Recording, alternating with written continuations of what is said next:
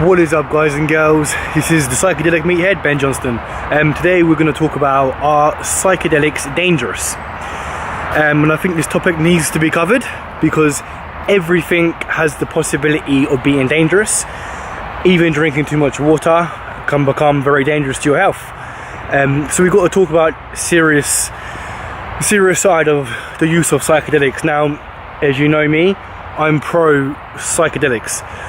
They do wonders to people's lives. They can really change your life for a positive.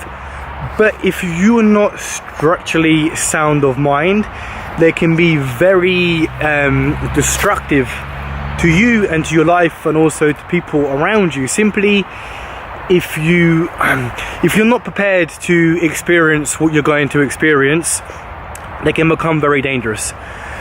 So we're going to talk today about the certain people who should embark on this spiritual journey of using plant medicine, and the people who really should stay clear. So I can only talk from my experiences. So I am going to take a seat on this bench, which is just behind me, and talk to the camera and talk about my personal experiences and what I think. Okay, now psychedelics. So we're gonna, for an example, one of the most popular ones is LSD, psilocybin mushrooms. We've got DMT, ayahuasca, Hawaiian baby woodrose seeds. The list goes on. There's beautiful plants on this world for us to use to raise our level of consciousness. Now, my experience personally, before I took anything, I went down the road of meditation. If every single person wants to embark on a journey of self-discovery, you need to start with the self. You know, and this is the most important thing. Learn to meditate. Now, learn to sit still for not too long. Even sitting for half an hour and breathe in a meditational state can have very positive effects to your body. So I'd always advise people to start with this before embarking on this journey. Therefore, the next step is to do research. The most important thing is to do research. And the dangers with psychedelics is they're going to change your whole perception of yourself. The way how you view yourself as a person, the way how you look at yourself in the mirror, everything's going to change. And if you're prepared to change, then by all means you need to embark on this journey. If you are looking for that higher state of consciousness, if you are looking to change the way how you perceive the world, because we perceive the world with our eyes. Therefore, when people tell me that I can't change the world, I'm like, well, I can, because I can change the world I perceive with my eyes. So psychedelics for me personally have changed my whole life. The type of person I was a few years back to the person I am today is very different. Very different. I was involved with alcohol, drugs at a very young age. Spoke about these experiences before. Now, psychedelics have restructured something in my mind, restructured the way how I view society, the way how I view life. And sometimes an outsider looking in might look at this as a negative way, because I can stand up and admit that I'm lost and I have no idea what I'm talking about.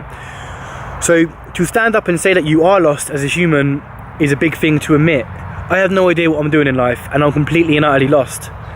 But at the same time, I feel this draw, I feel this pull, that there is something more to this life than whatever we've been told, whatever we've been taught by religion in the schools. So these plant medicines have really changed my whole perception towards reality, the way how I interact with people. I'm a much more understanding person. I can tell this by the way how I walk through the town centre, and I see many people who always want to engage in conversation with me because the kind of energy I give out. But it doesn't mean that I'm always giving out positive energy. Sorry, I do apologise for the plane. We are right next to the airport. Just wait for that to clear so you guys can hear me okay. A couple more seconds. I think the sound should be a bit more clear. This is an indication, talking to the person I am, that people do message me very often, and conversations I have with people, I'm able to help people. Because I'm able to help people, this doesn't mean that I'm a positive person all the time. I'm really not. I'm really lost, and I'm also depressed more often than I'm not.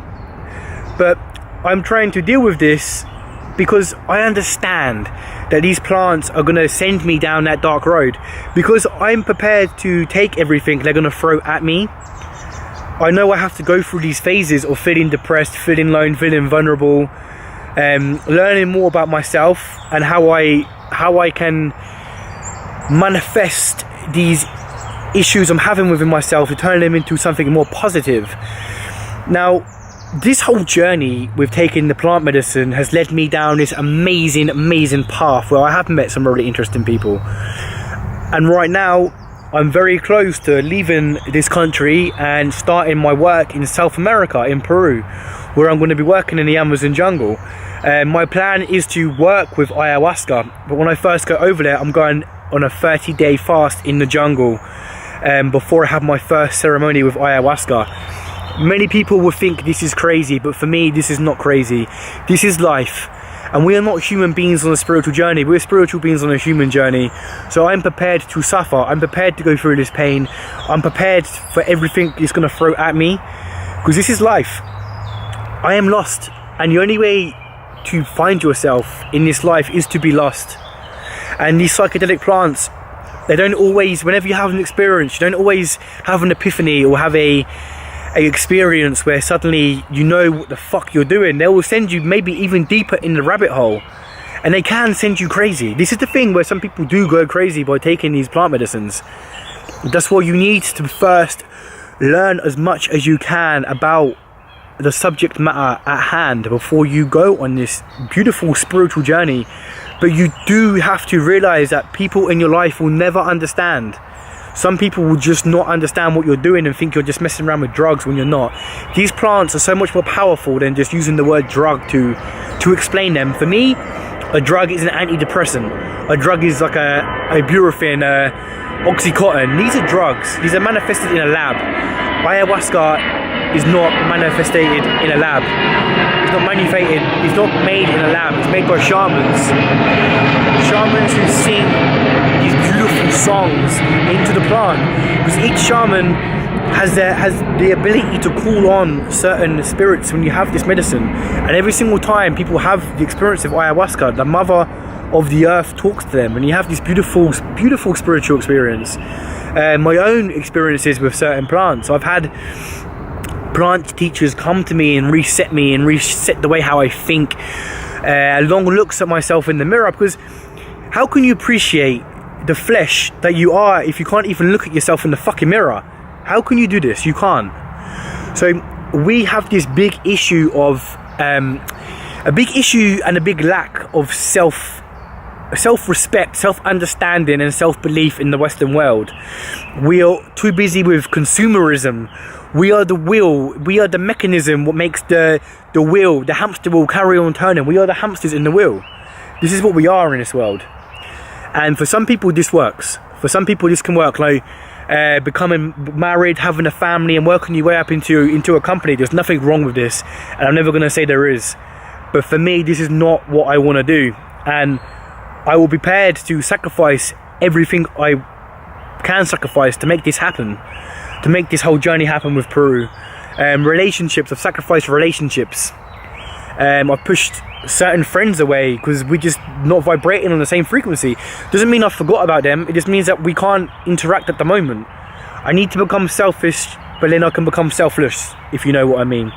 Right now I am in the UK, in Luton, but I'm soon going to be sitting in the jungle in the Amazon rainforest, working so hard to do so much for other people. So at the moment, yeah, I probably do have to become selfish to a degree. Not that I want to, and that isn't my plan. And if I can try not to, and still help people who are willing to be helped and want to be helped, I'm still going to do this. But at the same time, like, these psychedelic plants and meditation have sent me on this crazy journey, and it feels real. I kind of feel like this is what I need to do with my life. Refinding yourself, refinding that connection back to yourself. And like I said, if you're going through a situation right now where you do feel lost and you are questioning everything, questioning your own existence, lay down on the floor and just breathe. Learn more about your breath. So much more about your breath. You know, I'm the psychedelic meathead. This is my name, what I like to go by on YouTube. But I'm a psychedelic meathead because the fact of I lift weight, heavy weight. Like, I've I'm a meathead, you know, I eat, I go to the gym, I train heavy, but at the same time I go meditate and want to learn more about myself, understand about the energy in the human body, understand about what my human potential is, trying to figure out where the hell we even come from on this earth. You know, many questions will need to be answered on this journey of life, what we call. But like I said, I think we're just spiritual beings on the human journey. Okay, this is going to wrap this video up. So if you like this, subscribe it, share it if you want to share it, and leave a comment please. I'd really appreciate it if you do, guys, and I will see you in the next video. Peace out and have an awesome week wherever you guys are and girls are in the world. Peace.